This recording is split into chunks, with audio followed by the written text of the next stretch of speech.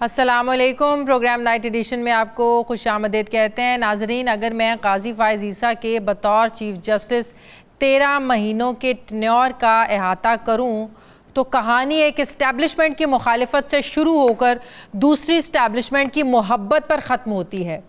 वैसे तो अपने बहुत से अच्छे और बुरे फ़ैसलों से जाने जाते हैं, लेकिन फैज़ाबाद में धरने पर मुल्की इस्टेब्लिशमेंट को ज़िम्मेदार ठहराना काजी फ़ाइज़ ईसा के गैर मकबूल फ़ैसलों का एक आगाज़ था। अभी वो चीफ़ जस्टिस नहीं बने थे, लेकिन जाहिर है कि सीनियरिटी की बुनियाद पर चीफ़ जस्टिस बनने की लाइन में खड़े थे। इस फैसले के बाद आम परसेप्शन ये बना कि एक दलेर, नडर और एंटी इस्टेब्लिशमेंट चीफ जस्टिस आ रहा है।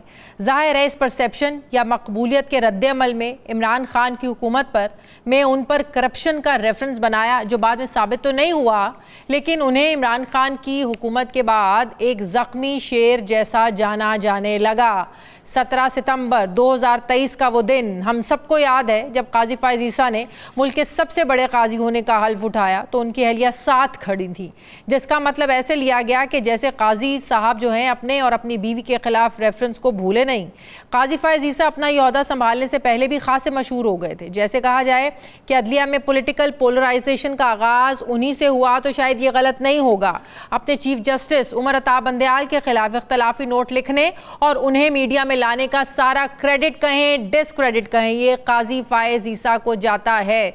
जिस वक्त वो चीफ जस्टिस के खिलाफ इख्तलाफी नोट लिख रहे होते थे तो ऐन उसी वक्त में वो पीडीएम की हुकूमत में कौमी असम्बली में किसी एमएनए या वजीर की तरह जरदारी साहब के पहलू में बैठकर इजहार यकजहती करते दिखाई दिए। बस वो एक लम्हा ऐसा था जब पाकिस्तानियों को लगने लगा कि आने वाले चीफ जस्टिस सियासी तकसीम का हिस्सा बन नहीं रहे बल्कि बन चुके हैं। फिर सोशल मीडिया ट्रोलिंग थी और काजी फ़ाइज़ ईसा थे। हर फैसला बड़ी बारीकी से देखा जाने वाला लगा, बड़ी तनकीदें होना शुरू हो गई।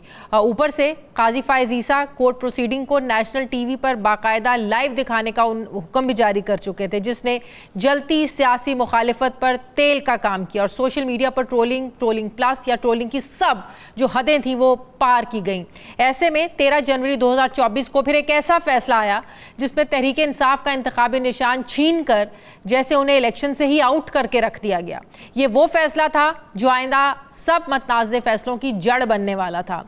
जैसे इलेक्शन कमीशन ने इस फैसले पर अपनी मनमानी की तशरीह की और बार बार सुप्रीम कोर्ट के अहकामात के बावजूद आज तक तौहीन अदालत को एक तरफ रख कर उसी तशरीह पर डटा हुआ है। इसी फैसले को बुनियाद बनाकर इलेक्शन कमीशन ने पीटीआई को मखसूस सीटें भी नहीं दी, हत्ता कि इस फैसले के खिलाफ फुल कोर्ट ने वाज़ेह अहकामात दिए कि उनका नोटिफिकेशन जारी किया जाए, लेकिन ये फैसला आज तक अमल दरामद का मुंतज़िर है। और सुप्रीम कोर्ट की इस तौहीन का सारा क्रेडिट भी किसी और का नहीं बल्कि काजी साहब के खाते में ही डाला जाएगा।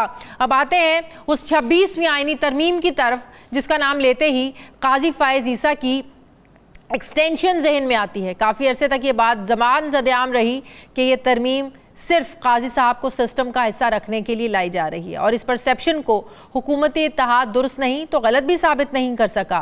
फिर प्रैक्टिस एंड प्रोसीजर एक्ट जो बनाया तो पार्लियामेंट ने बनाया था, लेकिन उस पर मोहर चीफ जस्टिस काजी साहब ने फुल कोर्ट बनाकर लगाई, यानी चीफ जस्टिस के बेंच बनाने के इख्तियार को एक कमेटी के हवाले किया और फिर कुछ ही अरसे के बाद उस पर काजी साहब का ऐसा यूटर्न देखा कि जैसा उनके हाथ में कुछ रहा ही ना हो, यानी ज़रूरत पड़ने पर सदारती ऑर्डिनेंस के जरिए इस कानून को बदल और अभी ऑर्डिनेंस की स्याही भी खुश ना हुई थी कि अगले ही रोज बेंच बनाकर 63 का मतवक्के फैसला सुनाते हुए असेंबली में फ्लोर क्रॉसिंग की इजाजत दी गई ताकि 26वीं आईनी तरमीम में दूसरी जमातें जैसे पीटीआई और जेयूआई के मेंबरान अपनी पार्टी पॉलिसी के खिलाफ वोट दे सकें। एक रास्ता बनाया गया और फिर ऐसा ही हुआ।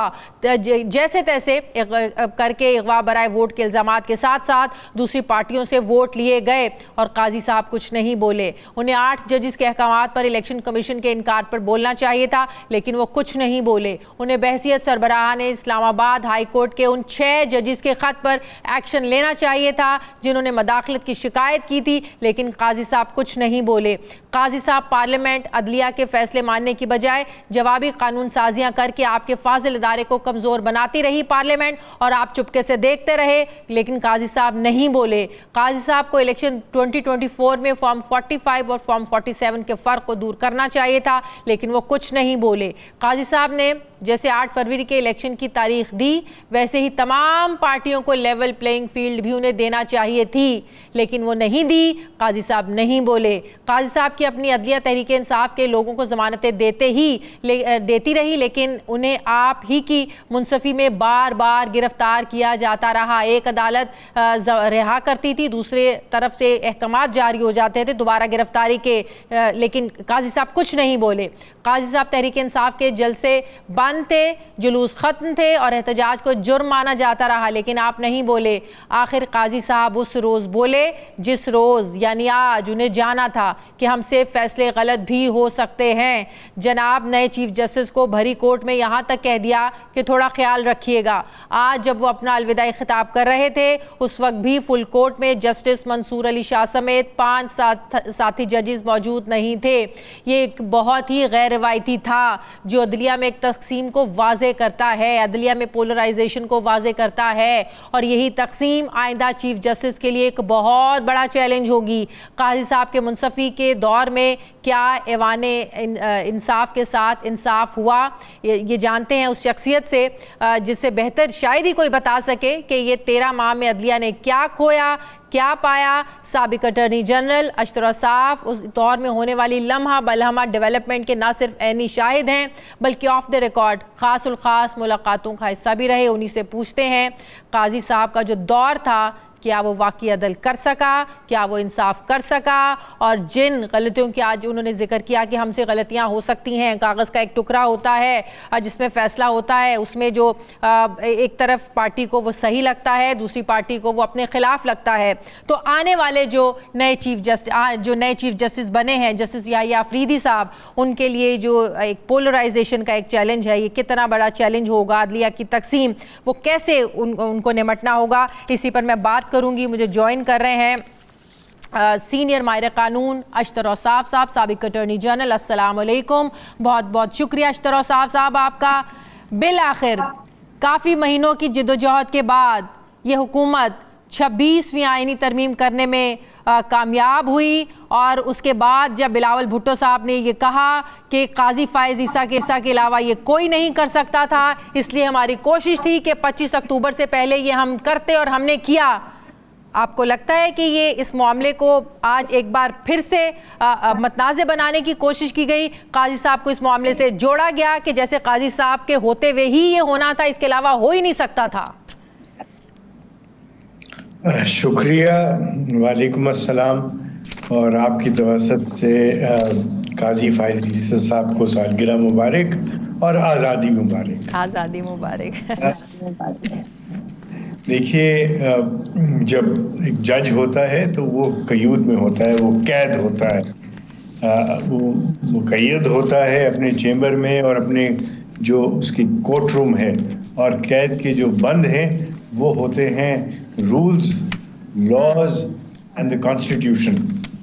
और आपकी मैंने सारा इंट्रो सुना, आपने इसमें कोई ऐसी बात नहीं बताई जिसको आप चार्ज शीट ना समझें। It is like a charge sheet of the outgoing chief justice, but at the same time I think उनको क्रेडिट देना चाहिए इस बात का कि उन्होंने बलूचिस्तान हाई कोर्ट की तश्कील 9 में एक बहुत कलीदी किरदार अदा किया। उनकी वो जजमेंट्स जो कि बलूचिस्तान हाई कोर्ट में उन्होंने स्कूल के तालिब इल्मों के लिए, कॉलेजेस के लिए, इन्वायरमेंट के लिए, औरतों के हुकूक के लिए दी, वो भी संगे मील भी हैं, और उनको फॉलो किया गया बहुत सारी और अदालतों में भी, और सुप्रीम कोर्ट ने उनको सराहा भी। दूसरी तरफ आप जब उनका देखते हैं कि वो जब सुप्रीम कोर्ट में आए तो उन्होंने हमारा बस्टेड वाला केस भी किया। आप ये क्यों भूल रहे हैं कि उन्होंने उस केस में भी फैसला दिया जहां पे उन्होंने कहा कि मिलिट्री जस्टिस का कोई जो है ताल्लुक नहीं है मेन स्ट्रीम जस्टिस से। सो ये उनकी एक सोच की गमाजी है, और उनके साथ बाकी जजेस ने भी जो कि माइनॉरिटी में थे उन्होंने किया। सो ये सब चीज़ें, और जो इन्वायरमेंट के लिए उनके जो जजमेंट्स हैं, और जो औरतों के हुकूक के लिए उनके जजमेंट सुप्रीम कोर्ट में, ख़ास तौर पे इनहेरिटेंस के मामलात में वो जिस तरीके से उन्होंने बात की, वो भी हमारे लिए एक प्रेसिडेंट है जो कि फॉलो किया जाता है हाई कोर्ट्स के अंदर। ये आप उनसे लाख इख्तिलाफ करें, लेकिन आप उनकी जो स्टैंडिंग एज ए जज, स्टैंडिंग एज ए जूरिस्ट, उससे कोई इख्तिलाफ नहीं है किसी को। उनका कोई जजमेंट आप उठा के देख लीजिए जिसमें आपको ये चीज़ नज़र आती हो कि उन्होंने कोई बायस शो किया हो या कोई he has, and I would give him, although I may disagree, मैं उनसे बहुत सारी चीज़ों से इख्तिलाफ करता हूँ और बर्मन किया, और रिकॉर्ड पे भी है कि मैंने बहुत शद्दोमत से उनकी जो कुछ बातें थी उनसे इख्तिलाफ किया। कुछ लोगों के बारे में उनके रिमार्क्स थे जिसको मैंने बिल्कुल कहा कि ये गैर ज़रूरी थे। उनका अपना एक स्टाइल है, उनका अपना सारा है, लेकिन होता है हमारे मुल्क में ये कि जो जा रहा होता है उसके ऊपर मलबा आप डाल देते हैं। लेकिन याद रखिए कि ये एक पर्टिकुलर जज नहीं होता, उनका कोई फैसला अकेले का फैसला नहीं है। जो भी उनके फैसले हैं they have been endorsed by the other जजेस। अगर किसी का इख्तिलाफी नोट है तो वो लिख सकता है, लेकिन कहीं पे आप ये नहीं कह सकते कि ये इनका जजमेंट है। जो जजमेंट बाकी लोग भी साइन करते हैं वो सुप्रीम कोर्ट का जजमेंट होता है। इवन वो इख्तिलाफी नोट जो उन्होंने लिखा कहीं पे, उसको भी आप ये कहेंगे कि वो सुप्रीम कोर्ट का जजमेंट है। He was overruled by the majority and that is how it is। बिल्कुल ठीक, लेकिन इंसाफ तो सबके लिए होना चाहिए और एक जैसा होना चाहिए। इनके दौर में जिस तरीके से अदलिया में एक तकसीम, एक पोलराइज्ड एक माहौल नज़र आया, ऐसा क्यों ये हमें कहा जाता रहा कि अच्छा ये बेंच बनेगा, ये फैसला आएगा। एतजाज़ एहसन जैसे सीनियर जो कानूनदान हैं वो ये कहने पर मजबूर हुए कि बता दें बेंच कौन सा बनेगा, पता चल जाएगा फैसला क्या आएगा। तो ये इस दौर में हुआ, एक पार्टी के साथ ज्यादतियाँ होती रहीं, लेकिन काजी साहब खामोश रहे। मखसूस नशिस्तों का फैसला आया कि इलेक्शन कमीशन को तौहीन अदालत लगनी चाहिए थी, लेकिन नहीं लगी, काजी साहब खामोश रहे। लेवल प्लेइंग फील्ड की बातें होती रहीं, सबको मिली, एक पार्टी को नहीं मिली। लेकिन ये सब इंसाफ सबके लिए एक जैसा होना चाहिए। सर, मैं आपसे बिल्कुल एग्री करता हूँ कि इंसाफ सबके लिए एक जैसा होना चाहिए। और अगर कोई आप मुझे नज़ीर बता दें कि उन्होंने एक ही सेट ऑफ फैक्ट्स के ऊपर मुख्तलिफ फैसले दिए हों, मैं आपकी बात मान लूँगा, लेकिन आपको एक भी जजमेंट ऐसी नहीं मिलेगी। दूसरी बात यह है कि ये सारे के सारे पॉलिटिकल मैटर्स हैं और मैं ऑन रिकॉर्ड हूँ, मैंने बारहा कहा कि ये मामला जो हैं ये सुप्रीम कोर्ट या हाई कोर्ट के लिए नहीं है। These are matters for the parliament. और इसके अंदर सुप्रीम कोर्ट जब भी मेडल करेगी, जब भी उसके अंदर इंटरफेयर करेगी, जब भी 63A का फैसला बिल्कुल गलत था, 100% गलत है। आप उसको किसी भी कसौटी पे आप देख लीजिए, जो ओरिजिनल फैसला था उसको आप, इट वाज री राइटिंग ऑफ द कॉन्स्टिट्यूशन। और इन मामलात में चूंकि चाहे वो एक जज हो, 2 जज हो, 3 जज हो, लेकिन जब भी पॉलिटिकल मामलात आएंगे आप उसमें जाएंगे तो आपको दशनाम तराजी ही से सामना करना पड़ेगा। क्यों? क्योंकि हमारे यहाँ पोलराइजेशन जो है वो एक पीक पे पहुंची हुई है। अनफॉर्चुनेटली जो केस हार जाता है वो ये नहीं कहता कि मेरा केस कमजोर था। जो केस हार जाता है वो ये नहीं कहता कि मेरे पास दलील नहीं थी। वो दलील का जवाब देता है शोर मचा के, वो शाउट करता है, वो दशनाम तराजी करता है, वो कहता है कि जज दूसरी पार्टी के साथ मिल गया। जो कुछ हुआ, आपको लगता है कि पोलराइजेशन खत्म होगी या मजीद बढ़ेगी? आप अभी भी जस्टिस मंसूर अली शाह साहब के खुतूत देख लें, फिर उनके फुल कोर्ट में सीनियर जजेस का ना बैठना, ये इंडिकेशन है कि अभी भी तकसीम वाजे है। ये बढ़ेगी, कम होगी? मेरे दानिश में इसको कम होना चाहिए। और किसी एक जज का चिट्ठी लिखना और बाकी जजेस का रेफरेंस में शमूलियत बशमूल जो नामजद चीफ जस्टिस हैं, वो किस चीज़ की गमाजी है? वो इस चीज़ की गमाजी है that the majority has overruled a particular point of view. Number 2, जब आप बात करते हैं ना जजमेंट्स की, तो इसी तरह आपका कॉन्डक्ट भी शो करता है कि आप क्या कर रहे हैं। मेरा इल्तमास तब भी था, अब भी होगा, कि बैठे, फुल कोर्ट की मीटिंग्स होनी चाहिए, पीरियोडिकल होनी चाहिए, बल्कि मैंने तो ये भी तजवीज़ दी हुई थी कि आप हर 15 दिन के बाद मिलें, एवरी सेकंड ट्यूसडे मिला करें, बैठा करें, और ये सारी चीज़ आप टी रूम में भी तो बैठते हैं, why can't you sit as a. लेकिन अब एक जो माहौल बन गया है कि एक ऑटोमेटिक सिस्टम था कि जो सीनियरिटी में है उसने बन जाना है चीफ जस्टिस, अब एक जूनियर को उठा के लगा दिया है, सीनियर देखते रह जाएं, तो ये कैसे मामलात कैसे चलेंगे कोर्ट के? देखिए, पहले जो मामला था वो जो अमेंडमेंट थी कॉन्स्टिट्यूशन की, उसके तहत था। हाँ। और वो अमेंडमेंट के तहत ही तो सारा सिलसिला चल रहा था। अब उसको अगर अमेंड कर दिया गया है और ये कहा गया है कि सीनियरिटी वाहिद प्रिंसिपल नहीं होगा, बल्कि उसके अंदर उसकी जो स्टैंडिंग है, उसकी जो जुडिशियल फिलॉसफी है, उसको भी देखा जाएगा और सारी चीजों में देखा जाएगा। Who will judge? हाँ, बिल्कुल, बहुत अच्छा सवाल किया आपने। पहले क्या था, सिंगल पर्सन चीफ जस्टिस से कभी कोई इख्तलाफ नहीं करता था, ये मैंने खुद देखा है। चीफ जस्टिस इवन सिंध के अगर किसी हाई कोर्ट के जज के मुतालिक वो कह देते थे कि इसको लगाना है तो उसको लगा दिया जाता था, और कहते थे कि नहीं लगाना तो बाकी सब उनके हमनवा हो जाते थे। ये सिंगुलर डिसीजन होता था, कहा जाता था कि जुडिशियल कमीशन है, लेकिन बिल्कुल मैं आपको बता रहा हूं और मैं आपको पूरी जिम्मेदारी से बता रहा हूं कि चीफ जस्टिस जो हैं वो प्रिवेल करते थे हमेशा। हाँ, सीनियर जजेस एट टाइम्स चीफ जस्टिस को डिसवेड कर लेते थे कि आप फलां को न लगाएं, लेकिन ये जरूर हुआ है कि चीफ जस्टिस इन 99% केसेस जो कहते थे बाकी सब मनोन करते थे।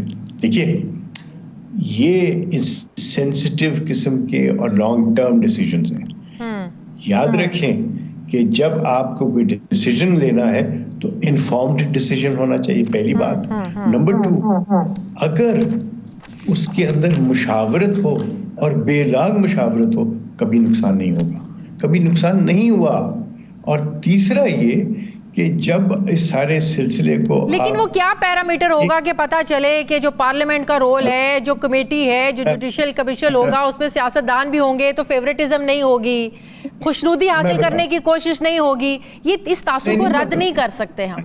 मैं आपको बताता हूँ तासुर। देखिए, अब ये तासुर जो है, ये आप देखिए कि मेरे इल्म में है कि इस मुल्क की सरहदों के पार से जिस तरीके से ये फेक न्यूज़ और इस तरह की चीज़ें की जा रही हैं, वो आपके इमेजिनेशन से बाहर है। इतना ज़्यादा पिछले 11 सालों से अटैक हो रहा है पाकिस्तान की अवाम के जहनों के ऊपर कि मैं माफ़ी चाहता हूँ, एक ऐसी सिचुएशन क्रिएट हो गई है when people are being brainwashed unfortunately. लेकिन लेट्स नॉट गो देयर, उसके ऊपर तो बहुत लंबी बहस हो सकती है। देखिए, जब आपने जज लगाना है तो एक आपके पास चेकलिस्ट होनी चाहिए। चेकलिस्ट में क्या क्या होता है, टैक्स देते हैं, कितना टैक्स दिया, कितने सालों से टैक्स दे रहे हैं, उनकी जजमेंट्स क्या हैं जिसके अंदर वो ओवरटर्न हुई, अगर वो हाई कोर्ट के अंदर इंडक्ट हो रहे हैं। अगर हाई कोर्ट से सुप्रीम कोर्ट जाना है तो देखा जाएगा कि सुप्रीम कोर्ट ने उनकी कितनी जजमेंट्स को जो है अपहोल्ड किया, कितने केसेस को रिमांड किया, कितने केसेस को सेट असाइड किया। तीसरा, उनका अपना जो वहाँ पे हाई कोर्ट के अंदर अपने साथी जजेस के साथ रवैया, और रवैया लिटिगेंट के साथ, क्या वो सारे केसेस खत्म करके अपनी लिस्ट को एग्जॉस्ट करके उठते थे या 11 बजे उठ जाते थे। सही। ये सब चीजें, ये तो मैंने आपको बिल्कुल एक छोटा सा मिसाल दिया है। एक लंबी लिस्ट है जिसको हम देखा करते थे, जिसको हम देखते हैं, जिसको देखा जाना चाहिए। और याद रखिए कि it is not the judgment that is to be produced, उसकी प्लीडिंग्स क्या हैं जब वो प्लीडिंग्स वो लिख रहा है, उसकी जजमेंट क्या है जब वो हाई कोर्ट के जज से सुप्रीम कोर्ट जा रहा है, अगर वो हाई कोर्ट के अंदर इंडक्ट होना है तो उसका कॉन्डक्ट क्या है। तो ये चीज़ें हैं और मैं समझता हूँ कि इनको बिल्कुल पब्लिक होना चाहिए ताकि आप कि इस सवाल का जवाब देने की जरूरत ही ना पड़े, सबको पता हो क्या क्राइटेरिया है। और मेरी सजेशन ये है कि ये क्राइटेरिया जो है उसको आप बेशक वेबसाइट पे डाल दें कि ये सारी चीजें हैं जो इस मेयार पे उतरेगा, जाहिर है। एब्सोल्युटली। और वो जब मेयार एक तय हो जाएगा तो डिस्क्रेशन नहीं रहेगी, जब डिस्क्रेशन नहीं रहेगी तो सारा कुछ स्ट्रक्चर में आ जाएगा, जब स्ट्रक्चर में आ जाएगा तो उसको कोई इम्पीच नहीं कर सकेगा। ये है वे फॉरवर्ड। सही। अभी 27वीं तरमीम की भी कोई बात हो रही है, कहा जा रहा है एमक्यूएम को भी गारंटी दी गई है, एएनपी भी बात कर रही है, एमक्यूएम लोकल बॉडीज़ के हवाले से बात हो रही है, फिर कुछ एजेंडे का हिस्सा थी जो मौलाना की इंटरफेरेंस के बाद जो 56 नुकाती एजेंडा था वो 22 पर आया। तो ये आपको लग रहा है कि वाकई इस तरह कुछ है? जी होना चाहिए। मैं बताऊं आपको, मसलन कुछ तरामीम मैं आपके साथ शेयर कर लेता हूँ। मसलन फंडामेंटल राइट्स के अंदर कुछ तरामीम होनी चाहिए और उसके अंदर हेल्थ फॉर इंस्टेंस एक फंडामेंटल राइट होना चाहिए। दूसरा, लोकल बॉडीज़ के इलेक्शंस के बारे में एक टेन्योर होना चाहिए। सही। और सूबाई असेंबली को कोई इख्तियार नहीं होना चाहिए उसके अंदर इंटरफेयर करने का, चीफ मिनिस्टर के पास इख्तियार नहीं होना चाहिए लोकल बॉडी को डिसॉल्व करने का। डेवलपमेंट फंड्स जो हैं वो सिर्फ और सिर्फ लोकल बॉडी को दिए जाएं। सही। वो एक 62 में मेरी तजवीज़ है, 62 और 63 में, कि जो MNA, MPA या सेनेटर किसी ब्यूरोक्रेट को सिफारिश के ज़रिए कहीं तैनात कराना चाहता हो, पोस्टिंग ट्रांसफ़र की बात हो, तो वो उसकी डिस्क्वालिफिकेशन होनी चाहिए। अगर वो डेवलपमेंट फंड्स मांगे और डेवलपमेंट फंड्स उसके इलाके में दी जाए, ये काम लेजिस्लेटर्स का नहीं है। लेजिस्लेटर्स का काम लेजिस्लेशन है, डेवलपमेंट का काम लोकल बॉडीज़ का काम। सही। और बहुत सारी और ऐसी चीज़ें हैं, मसलन आप इसके अंदर सराहत के साथ एक क्यों नहीं आप ऑल पाकिस्तान जुडिशल सर्विस का इनेकाद करते हैं। सही। देखिए ये ऐसे काम हैं जो कि करने वाले हैं, जो काम और भी करने वाले हैं जिसमें आपको कॉन्स्टिट्यूशनल अमेंडमेंट की जरूरत नहीं है, जिसकी तरफ आजम नजीर तारड़ साहब ने इशारा भी दिया। और वो क्या है, CRPC के अंदर अमेंडमेंट्स, CPC में अमेंडमेंट्स, आसान और सहज में, और असामियाँ क्यों नहीं आप पुर करते। काजी फायज ईसा साहब ने मेरे ख्याल है अगस्त में चिट्ठी लिखी तमाम चीफ जस्टिस को कि अपनी असामियाँ पूरी करें। क्यों नहीं करते ये लोग? करें ना, असामियाँ पूरी होगी। 24 जज लाहौर हाईकोर्ट में लगने वाले हैं, 360 जजेस लगने वाले हैं। ठीक है, बहुत बहुत शुक्रिया। साबिक अटॉर्नी जनरल अशतर औसाफ साहब मेरे साथ थे, माहिर कानून। बहुत बहुत शुक्रिया आपका। मुझे ब्रेक लेनी है नाज़रीन, वापस आते हैं एक छोटे से वक्फे के बाद।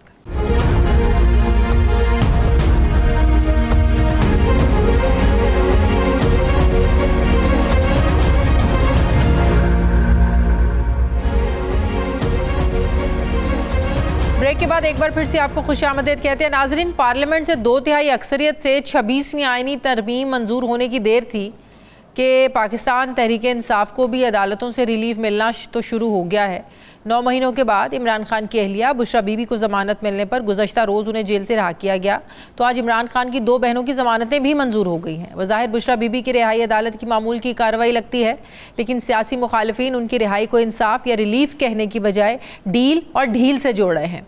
कहा जा रहा है आईनी तरमीम के रास्ते में रुकावटें खड़ी करने की बजाय लचक दिखाने और नए चीफ जस्टिस की तैनाती पर कोई बड़ा एहतजाज ना करने की यकीन दहानी पर PTI को ये रिलीफ मिलना शुरू हुआ है। इमरान खान के पुराने साथी फैसल वाडा इस रिलीफ को डील से जोड़ रहे हैं। वो मुसलसल ये दावा कर रहे हैं कि बुशरा बीबी की रिहाई 100% सेटलमेंट का डील का नतीजा है। अगरचे तहरीक इंसाफ ने फैसल वाडा के इस दावे को वो तो नहीं मान रहे हैं, लेकिन फैसल वाडा ये सवाल उठा रहे हैं कि बुशरा बीबी की ज़मानत तो बुध को हुई, मगर बनी गाला में 1 हफ्ते से तैयारियां चल रही थी, रंगो रोगन हो रहा था। ये डील नहीं है तो क्या है? इसके साथ वो ये भी दावा कर रहे हैं कि PTI के अंदर फॉरवर्ड ब्लॉक बन चुका है। डील और ढील की ऑफ़र माइनस इमरान सब के लिए, मतलब कि इमरान खान के अलावा डील और ढील सब के लिए है। फैसल वाडा की तरह पीटीआई के अंदर से भी अपनी क़यादत की हिकमत अमली पर बहुत से सवालात उठाए जा रहे हैं। पार्टी भी तकसीम नज़र आती है बहुत से मामलात पर कि पार्टी लीडरशिप इमरान खान की रिहाई के लिए क्यों संजीदा नहीं है। हर कोई एक दूसरे पर इल्ज़ाम लगा रहा है। पीटीआई रहनुमा शौकत यूसुफजई भी पार्टी लीडरशिप पर इमरान खान की रिहाई के लिए कुछ ना करने पर वो नाराज़ नज़र आते हैं। उनका ये मानना है कि एहतजाज के लिए तो वर्कर्स तैयार हैं, लेकिन क़यादत तो इस्लामाबाद में छुप कर बैठ जाती है।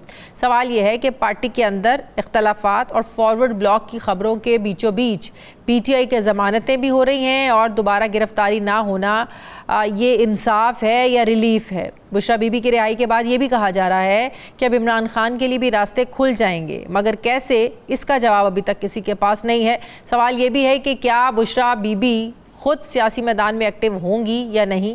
अगर वो सियासी मामलात अपने हाथ में लेती हैं तो इसके पीटीआई की सियासत पर क्या असरात होंगे। आजकल पीटीआई के अंदर एक और कन्फ्यूजन हमें नज़र आ रही है कि नए चीफ जस्टिस की मुखालिफत करनी है या हिमायत करनी है। ये कन्फ्यूजन कैसे दूर होगी। पार्टी के अंदर फॉरवर्ड ब्लॉक बनने की खबरों में कितनी सदाकत है। शौकत यूसुफजई साहब इमरान खान साहब के पुराने साथी हैं, लेकिन मौजूदा जो पार्टी लीडरशिप है उससे ज़्यादा वो हमें सेटिस्फाइड नज़र नहीं आते हैं। वो ज़्यादा मुतमईन नहीं है पार्टी की जो कारकर्दगी है उस हवाले से। उस पर बात करूँगी। शौकत यूसुफजई साहब भी मुझे ज्वाइन करें। अस्सलाम वालेकुम, बहुत बहुत शुक्रिया यूसुफजई साहब आपका।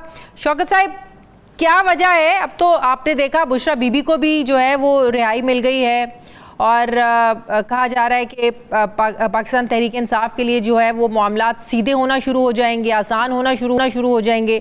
लेकिन आप क्यों तनकीद कर रहे हैं पार्टी लीडरशिप पर कि पार्टी लीडरशिप की इन पॉलिसीज़ की वजह से इमरान खान जेल से बाहर नहीं आ सके? क्यों आप तनकीद कर रहे हैं पार्टी पर?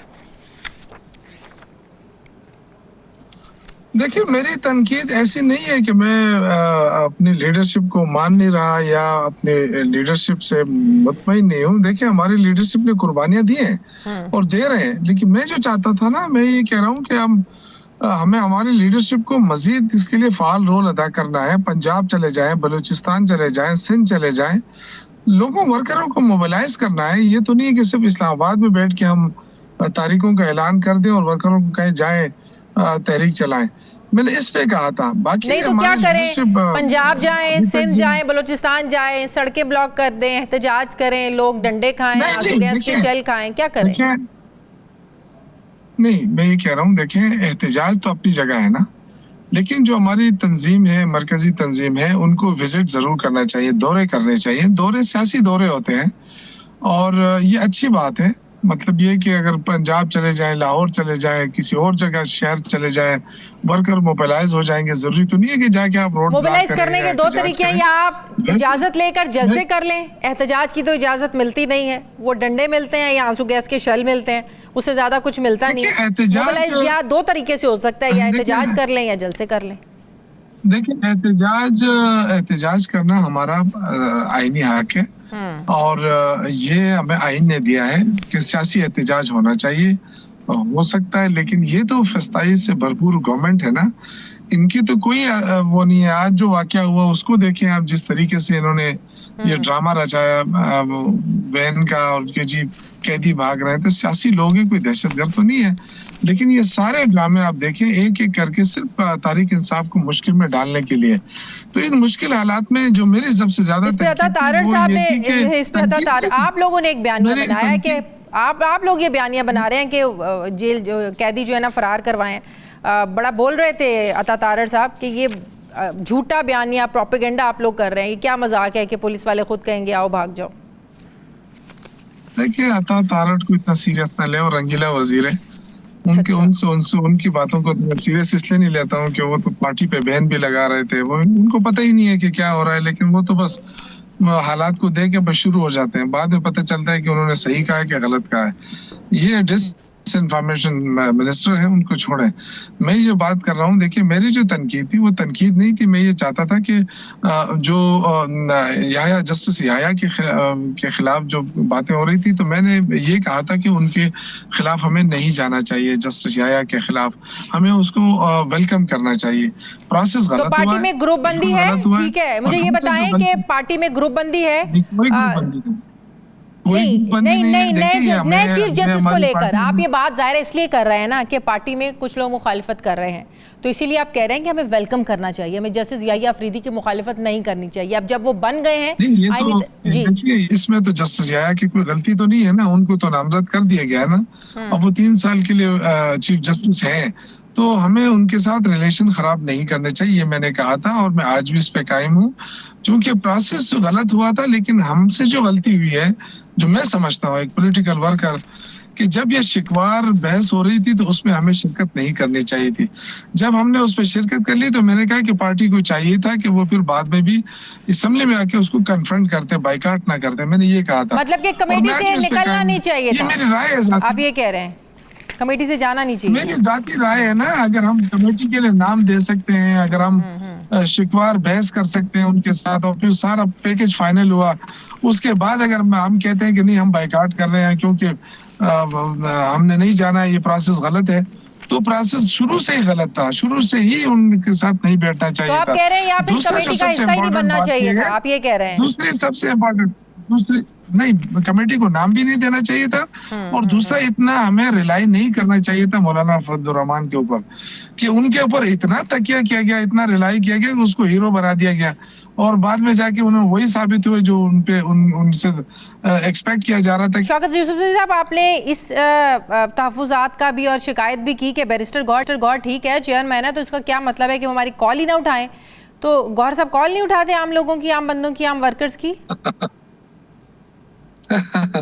ये मेरी शिकायत रही है और मुझे अफसोस भी है, क्योंकि इस मुश्किल हालात में सब तकालीफ से गुजरे हैं, सब ने, और बैरिस्टर गौहर ने बड़ी बहादुरी दिखाई है, लेकिन गिला इसलिए रहता है कि हम भी चाहते हैं कि इमरान खान चूंकि जेल में है तो जाहिर है हमारा भी दिल परेशान है, हम भी परेशान हैं, और कभी कभी कोई तजवीज़ होती है, और किसी दौर में मैं भी इमरान खान का एडवाइजर भी रहा हूँ, पॉलिटिकल एडवाइजर रहा हूँ उनका, और 2 मरतबा सूबाई वजीर रहा हूँ, तो मेरे जहन में भी कोई चीजें होती हैं, मैं शेयर करना चाहता हूँ, लेकिन जब भी फोन करूँ वो फोन नहीं अटेंड करते, ना जवाब देते हैं, तो मेरा गिला रहा है। बाकी उनकी सिर्फ मर्जी आपका है। गिला ही और लोगों का भी, और वर्कर्स का भी गिला है कि गौहर साहब तो कॉल ही नहीं उठाते? मुझे नहीं पता है बाकी लोगों का, लेकिन मैं चूंकि वो बंदा हूँ कि नहीं, मुझे तो नहीं पता है मेरे साथ क्या नाराजगी हो सकती है। मैंने कभी उनके साथ 2018 अभी जब आपकी आवाज कट गई थी तो हम बात कर रहे थे मौलाना के किरदार पे, अब आप लोगों को मौलाना के किरदार पर तहफ़्फ़ुज़ात हो रहे हैं। इससे पहले जब पार्टी का वफ़द गया था इमरान खान से डिसीजन लेने के लिए, मुशावरत करने के लिए, तो कहा गया कि इमरान खान साहब ने भी बड़ी तारीफ़ की थी मौलाना के किरदार की, लेकिन अब आप लोगों को अब एहसास हुआ है जब तरमीम होगी कि मौलाना का किरदार सही नहीं था, अब आप लोगों को मौलाना के किरदार पर भी तहफ़्फ़ुज़ात नज़र आ रहे हैं, क्यों? नहीं, देखिए, ये तो अल्फाज की हेर पैर है ना। मैं ये कह रहा था कि उस पर इतना रिलाई नहीं करना चाहिए था, इतना बड़ा चढ़ा के पेश नहीं करना चाहिए था। किरदार उनका, वो तो हमारी पार्टी का तो नहीं है, उनका अपनी पार्टी है, उनका अपना नजरिया है, अपनी पॉलिसी है, उसके साथ हमारा कोई काम नहीं है, कोई सरोकार नहीं है। मैं ये चाहता था कि आप क्यों इतना ज्यादा उनके ऊपर रिलाई करने लगे हैं। आपकी अपनी पार्टी है, अपना मौक़िफ़ है, आप बिल्कुल अच्छे तरीके से बयान करें, लेकिन दूसरों की जिम्मेदारी लेने की क्या जरूरत थी? क्या हम हर बार कहते रहे कि जी मौलाना जो है वो नहीं जाएगा उस तरफ, गवर्नमेंट के साथ नहीं मिलेगा, फिर सुबह शाम?